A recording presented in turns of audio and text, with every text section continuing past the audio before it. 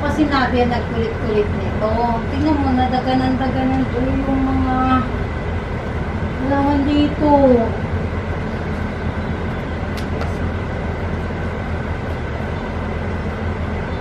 Baka pa naman itong coco cubes. Kinukuha mo yung coco cubes.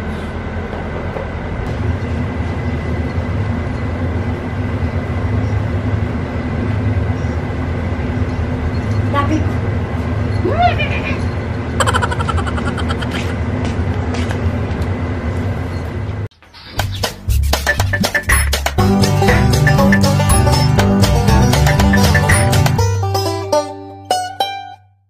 So, ayun na nga. For today's video, gusto ko lang sa inyo i-share yung mga halaman dito na meron tayo at for sale ko sa inyo. Kaso parang, ay!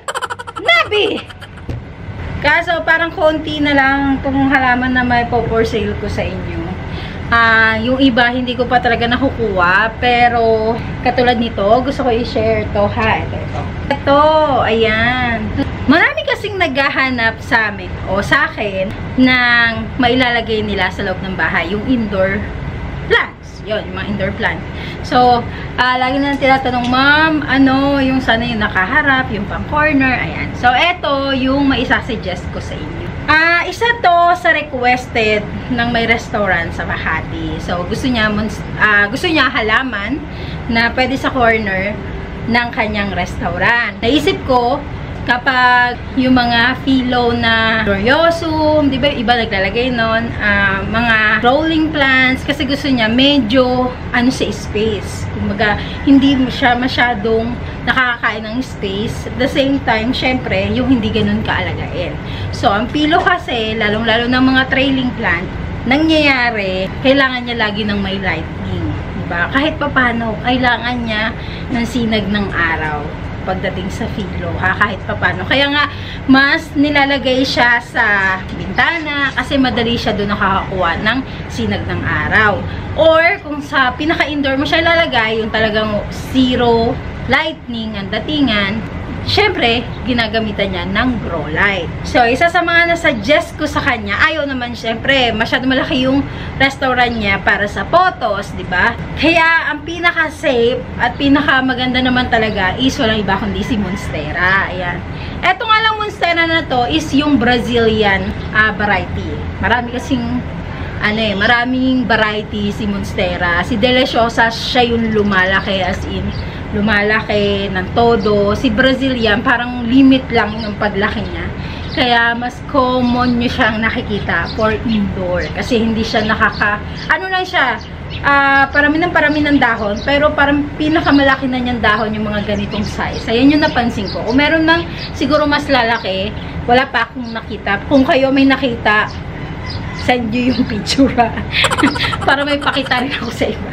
So, eto yung marerecommend ko. Ayan, nakaharap talaga siya. At ang maganda kasi kay Monstera, gusto niya talaga, pinakagusto niya sa lahat, yung may air circulation yung lugar. Yan. Kahit hindi mo siya araw-arawin ng dilig, mas gusto niya rin. Yung napansin ko mas gusto niya nang natutuyuan siya ng mixture. Mas gusto niya yun. Unlike talaga sa ibang variety ng halaman, talaga mas gusto niya yung mas natutuyuan siya ng mixture. Tapos hindi mo na kailangan siya i-repat kasi nga ang importante sa kanya yung air movement. Kaya mas maganda yung aerial root. Ayun, yung aerial root na tinatawag. Mas maganda yung aerial route niya kasi mas maganda yung air circulation ng lugar. Yun lang naman yung makikita mong causes sa kanya. Kahit hindi mo siya palit-palitan ng paso, palaki ng palaki, para nga daw mas malaki, mas mabilis lumaki, hindi niya kailangan yun. Kaya ayan lang siya. Ang in-order niya sa amin ito is 8 pieces. So, nagawa namin is 15 pieces. Wala, mas gusto na syempre may sobra, diba? Kaya halos lahat sila nakaharap ng ganito. Kaya eto marirecommend ko sa inyo for 850 pesos. Nakapat. Ayan. Huwag nyo na itong papalitan. Kahit ilagay nyo siya sa indoor, wag na. Patong nyo na lang siya lagay nyo sa loob ng, alam nyo yung mga clay pot, ceramic pot, na alam nyo maganda yung display. Kasi, siya nga, basta maganda yung air movement sa loob ng bahay, kahit hindi mo siya diligan, In a week, promise, okay na okay siya. Kasi meron ako sa loob ng bahay. Tsaka nung Suwamay, sobrang bait nila. Madali sila sa loob. Sa akin kasi, zero lightning talaga sa loob ng bahay. Wala talaga kaming source doon ng dito, ng ilaw, ng direct sunlight, wala. Kaya, doon sa may mga zero lightning ko talaga para sa mga halaman. Tama ba yung pronunciation ko? Basta yung wala talagang sunlight na nakukuha, kahit reflection ng sunlight wala. Ang nalalagay ko talaga doon, monstera, anthurium, yung fern na bird's nest na malaki, yan, pwede yun. Walang problema din yun. Pero, syempre, kung gusto mo naman ma-style at medyo classic ang datingan, si monstera talaga. Kasi napansin ko kay bird's nest, yung malalaki, ang datingan niyan is classy naman, no? Parang yayamanin. Pero classic naman dito kay monstera. Nagustuhan naman niya, kaya, ayan, sobrang thank you, Ma'am Ann. Si Ma'am Ann. Kaya ayan, ano pa siya, medyo umorder pa siya ng Suwamay na malaki. Kaso, binobonsai pa namin para mas maganda sa indoor. Kaya makikita niyo yun, ha? At ito naman, dun sa mga nagtatanong ko, ito ha, mga pwede sa indoor or pang-indoor purpose talaga yung mga isasuggest ko ngayon na halaman sa inyo, ha?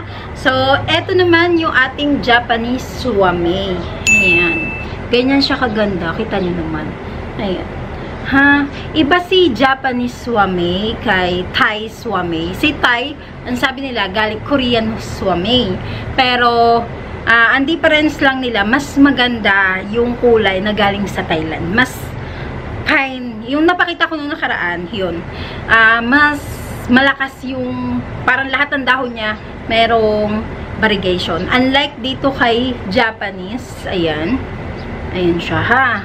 Ang tawag sa kanya, commonly known siya as water jasmine. Ayan, namumulaklak siya ng puti na maliliit, tas mabango.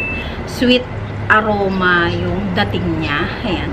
At isa siya sa mga lucky plant din in Feng Shui community. Sa mga, tama, correct nyo na ako. Doon sa mga nagpo-feng-shui, sa mga Chinese, yan. Ano sa kanila to? One of lucky plants. Si water jasmine, ha? Parang abundancy daw sa money flow, ganyan-ganyan. So, ayan siya for 580 pesos. Bakit 500 lang siya? Kasi hindi ko na siya palitan pa ng paso. Kung saan namin siya noon nilagay, hindi ko na siya tinanggal. Pero maganda yung nito, maganda yung kanyang root, napakatagal na nito, ha? Kaya ayan, sa mga magkaka-interest, kung gusto nyo sa table setting, maganda si Japanese Suwamay. So, ang ganito namin, alam ko meron pang 5 pieces. Baka nga lang, pag na-upload ko to is nakapag-live na ako. Mag-comment lang kayo sa Facebook page natin. Kung meron pang available, masasabihan naman kayo agad ng mga admin, ha? Or ako. Yan, isa rin ako dyan sa sumasagot. Pero ganyan yung itsura niya. Kay Japanese Suwamay or aka water jasmine. Jasmine. So, ayan. Ayan siya, ha? Next plant natin is sa family ng fern. Ayan. Ganyan yung itsura niya. Ayan. Ganyan siya kaganda dyan. O, diba? Ayan. Ang tawag nung iba dito is Venus fern. Kung tatanong nyo ako kung ano siya, sa pagkakalam ko, hindi ko alam. Rare fern ang datingan. Ganyan siya kaganda. Ayan. Yung dahon niya, kakaiba.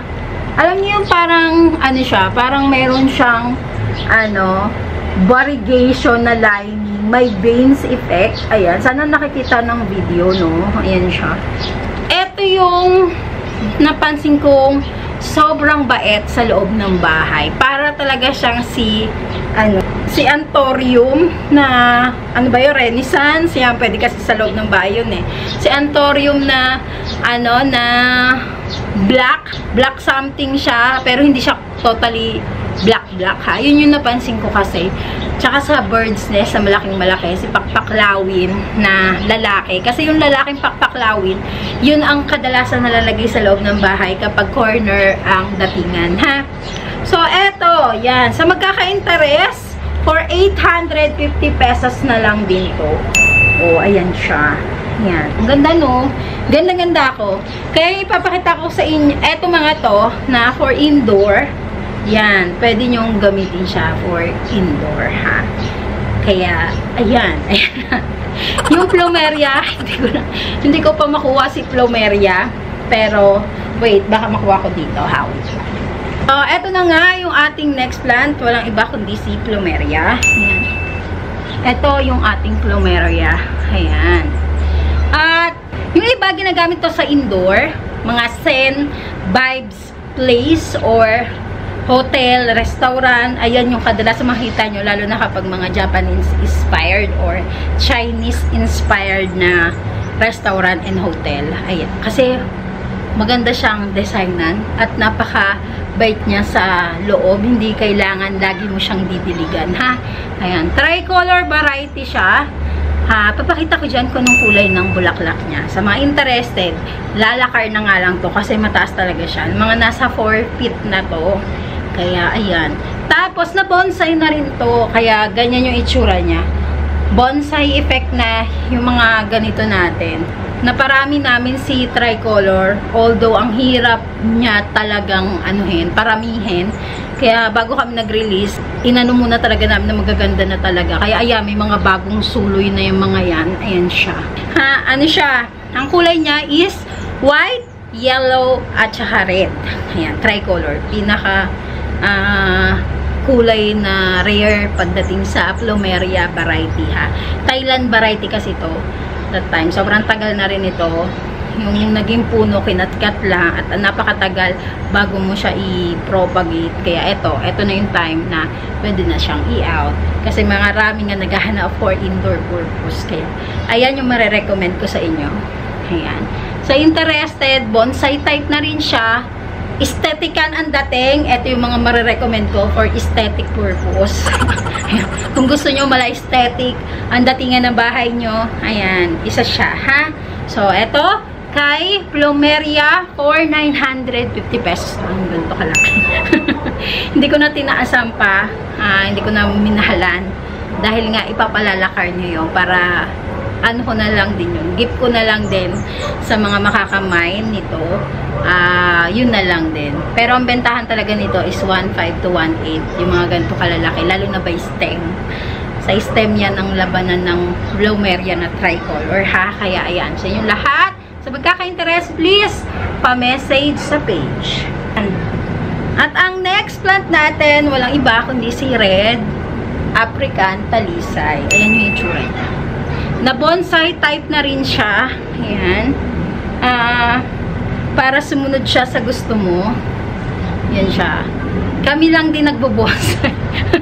Minsan ako, pag kaya may binibili akong wire ng bonsai wire. Ano to 0.5 yung thickness ng wiring niya. Para hindi kailangan masyado makapal. Kasi medyo maliit pa naman yung stem niya, ha? Sa mga magkaka-interest nito, ginagamit din nila to for indoor. Kasi si Red Talisay, hindi talaga nagbabago yung kulay niya kahit nasa loob or nasa labas. Unlike kay Variegated Talisay, na kailangan naaarawan siya. Kay Red Talisay kasi, ganun talaga yung kulay niya. Mapaarawan o hindi, red talaga siya, ha? Ayan siya, ganyan kaganda. Ayan. Ang bentahan nito sa iba, medyo malaki na. 58,000, lalo na pag na-bonsai. Ito, benta lang namin to for 1,350 pesos. Ganyan na kataas to, ha? Mataas na to. Ayan. At ganyan na rin siya naka-design. Talaga, ang design namin sa kanya is ganyan. Ganyan. Yan. Parang aesthetic purposes.